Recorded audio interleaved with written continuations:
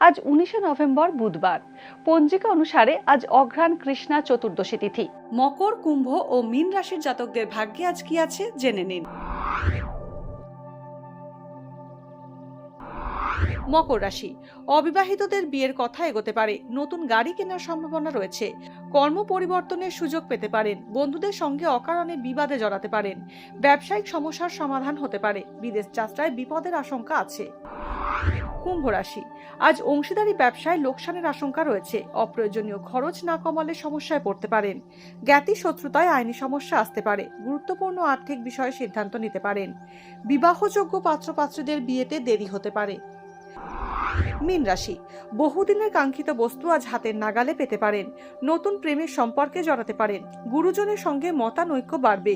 বিয়ের সম্বন্ধ পাকা হতে পারে। রোজগার ভালো থাকলেও ব্যয় অধিক হওয়ার যোগ রয়েছে।